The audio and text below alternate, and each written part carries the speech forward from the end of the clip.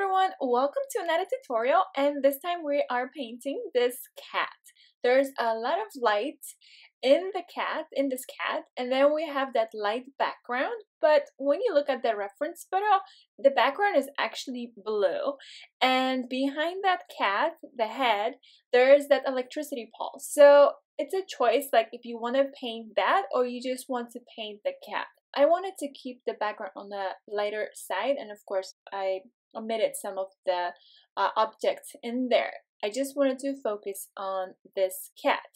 And then for the fur, whenever I start painting like the overall fur that shapes this cat, I painted part of it wet on wet, and once it dried I added more color, more hair. I always sketch by hand, and I really believe that it really helps you to get better in painting with watercolors. For the colors, I use pretty simple palettes. There is a lot of those shades like yellow ochre, rose sienna, very similar to colors.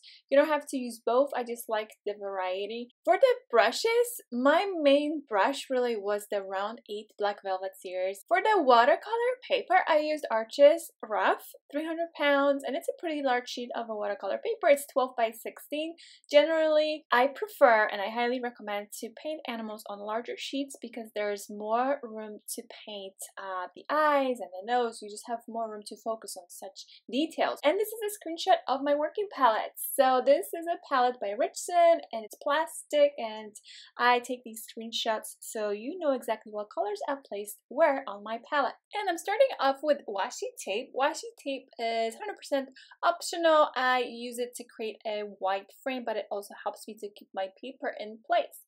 And this is Round 8 Black Velvet series brush. But what I am doing right now, so I first wetted a section on this cat's face, right? So I wetted some area, and then grabbing paler washes of yellow ochre. There's gold, there's some burnt sienna picked up.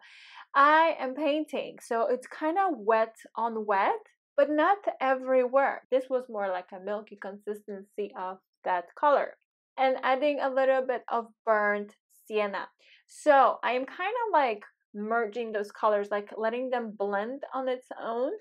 So I'm going over the yellow ochre first layer, and then just watching what happens, a lot of it, and then grabbing a little bit out of a darker color, which is the VANDYKE brown. Grabbed flat 3/4 brush, and I am going to paint the background. So as I have painted, like, let's say half of that top part of the cat, so the ear and a little bit of that forehead in a way, I am going to paint the background because I want parts of that fur, so to kind of bleed into the background. You do want this background, this blue background, the sky, to be pretty smooth. And I am adding tiny bit of quin red into the blue. It's just the sky looks more natural whenever we have a little bit of that pink in there.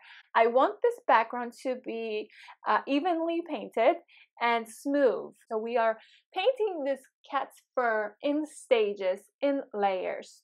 And this is going to be the first layer of that hair, and the first layer is more like wet on wet. And I believe it's really important to study your reference photo beforehand, and also to create more vibrancy. That's another thing. Things that are a little more vibrant, they look more natural than the pale washed of paintings.